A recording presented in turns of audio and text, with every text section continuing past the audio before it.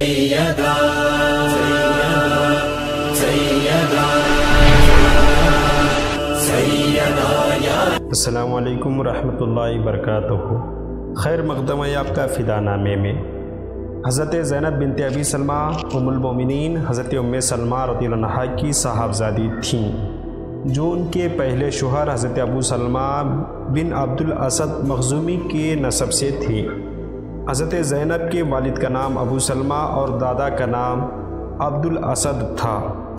حضرت ابو سلمہ رسول اکرم صلی اللہ علیہ وسلم کی پھوپھی زاد بھائی بھی تھے اور رضائی بھائی بھی۔ اس لحاظ سے حضرت زینب حضور کی بھتیجی ہوتی تھیں۔ برہ بنت عبد المطلب حضرت زینب کی دادی تھیں اور وہ حضور نبی کریم صلی اللہ علیہ وسلم کی پھوپھی۔ ان کی ولادت کے بارے میں روایتوں میں خاصا تضاد ہے۔ بعض روایتوں میں یہ ہے کہ وہ حبشہ میں پیدا ہوئی، جہاں اعلان نبوت کے 5ویں سال میں ان کے والدین مکہ سے ہجرت کرنے کے بعد حبشہ میں قیام پذیر ہو گئے تھے۔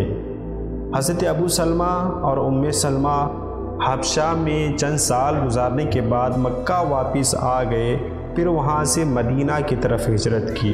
حضرت ابو سلمہ نے اعلان نبوت کے 12ویں سال میں مدینہ منورہ کی طرف ہجرت کی اور حضرت ام سلمہ نے اعلان نبوت کے 3رے سال میں ہجرت فرمائی۔ بعض مورخین نے لکھا ہے کہ حضرت زینب نے اپنے والدین کے ساتھ ہجرت کی۔ اگر حضرت زینب کی ولادت حبشہ میں تسلیم کی جائے تو پھر انہوں نے والدین کے ساتھ نہیں بلکہ والدہ کے ساتھ ہجرت کی ہوگی۔ دونوں میاں بیوی کے زمانے ہجرت میں 1 سال کا تفاوت ہے۔ اس وقت ان کی عمر کم از کم 3-4 سال ضرور ہوگی، لیکن بعض ارباب سیر نے لکھا ہے کہ حضرت ابو سلمہ نے 4 ہجری میں وفات پائی تو اس وقت حضرت زینب شیرخوار تھی۔ حافظ ابن حجر نے اصابہ میں یہاں تک لکھا ہے کہ ان کو حضرت اسماء بنت ابو بکر نے دودھ پلایا۔ عدت گزارنے کے بعد حضرت ام سلمہ سرور کائنات صلی اللہ علیہ وسلم کے عقد نکاح میں آئیں تو ننھی زینب بھی حضور اکرم صلی اللہ علیہ وسلم کی آغوش تربیت میں آ گئیں اور ان کا اصل نام برہ تھا۔ حضور نبی کریم نے نام بدل کر زینب رکھا۔ بعض روایتوں سے یہ بھی ظاہر ہوتا ہے کہ وہ 3 ہجری میں والد حضرت ابو سلمہ کے وفات کے بعد پیدا ہوئی۔ ہماری تحقیق کے مطابق جن روایتوں میں حضرت زینب کی ولادت حبشہ میں بتائی گئی ہے وہ صحیح نہیں ہے، کیونکہ ابن حشام نے محمد بن اسحاق کے حوالے سے خود حضرت ام سلمہ سے روایت نقل کی ہے، جس وقت میں نے ہجرت کی میری گود میں ایک ہی بچہ تھا، وہ سلمہ بن ابو سلمہ۔ اس روایت سے ثابت ہوتا ہے کہ حضرت زینب مدینہ منورہ میں ہجرت نبوی کے بعد پیدا ہوئی۔ 4 ہجری میں حضرت سلمہ کو ام المومنین بننے کا شرف حاصل ہوا تو حضرت زینب شیرخوار تھی، اس لحاظ سے ان کا سال ولادت 3 ہجری کے لگ بھگ ٹھہرتا ہے۔ حضرت ام سلمہ کی حضور سے نکاح کے وقت حضرت زینب کی شیرخواری کی تصدیق مسند احمد بن حنبل اور طبقات ابن سعد کی اس روایت سے بھی ہوتی ہے کہ حضرت ام سلمہ نہایت حیادار تھی۔ حضور اکرم صلی اللہ علیہ وسلم سے نکاح کے بعد کچھ عرصے تک ان کی کیفیت رہی کہ جب حضور نبی کریم صلی اللہ علیہ وسلم تشریف لاتے تو فرط حیات سے اپنی شیرخوار بچی زینب کو گود میں لے کر دودھ پلانے لگتی۔ حضور نبی کریم صلی اللہ علیہ وسلم یہ دیکھ کر واپس ہو جاتے۔ حضرت عمار بن یاسر کو، جو حضرت ام سلمہ کے رضائی بھائی تھے، معلوم ہوا تو ناراض ہوئے اور حضرت زینب کو عارضی طور پر اپنے گھر لے گئے۔ رحمت عالم صلی اللہ علیہ وسلم کو ننھی زینب سے بے حد محبت تھی، وہ آپ کی ربیبہ بھی تھیں اور بھتیجی بھی۔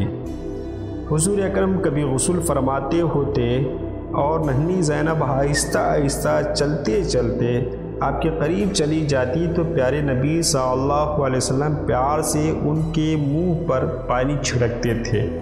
اہل سیر نے تواتر کے ساتھ لکھا ہے کہ اس پانی کی برکت سے حضرت زینب کے چہرے پر بڑھاپے میں بھی جوانی کی آب و تاب قائم رہی۔ حضرت زینب سن بلوغ کو پہنچی تو ام المومنین حضرت ام سلمہ نے ان کی شادی اپنے بھانجے حضرت عبداللہ بن زمعہ سے کر دی اور ان سے 6 لڑکے اور 3 لڑکیاں پیدا ہوئی۔ 63 ہجری میں حضرت زینب کو ایک عظیم صدمے سے دوچار ہونا پڑا۔ یہ ان کے دونوں لڑکے یزید بن عبداللہ اور کثیر بن عبداللہ کی شہادت تھی جو واقعہ حرہ میں ہوئی۔ جب ان کی لاشیں حضرت زینب کے سامنے لائی گئیں تو انا للہ و انا الیہ راجعون پڑھ کر فرمایا، مجھ پر بڑی مصیبت پڑی۔ میرا ایک فرزند تو سر میدان لڑ کر شہید ہوا، لیکن دوسرا تو خانہ نشین تھا۔ ظالموں نے اسے گھر میں گھس کر ناحق قتل کیا۔ اس کے بعد نہایت حوصلہ اور صبر سے اپنے دونوں نونہالوں کے کفن دفن کا انتظام کیا۔ اس واقعے کے 10 سال بعد 73 ہجری میں حضرت زینب نے بھی پیک اجل کو لبیک کہا، جنت البقیع میں دفن ہوئی اور جنازے میں فقیہ امت حضرت عبداللہ بن عمر بھی شریک ہوئے۔ حضرت زینب نے رحمت دو عالم صلی اللہ علیہ وسلم کی دامن شفقت میں تربیت پائی تھی، اس لیے فضل و کمال کے لحاظ سے نہایت بلند مرتبے پر فائز تھیں۔ علامہ ابن عبد البر نے استیعاب میں اور علامہ ابن اسیر نے الغابہ میں لکھا ہے وہ اپنے زمانے کی فقیہ ترین خاتون تھی۔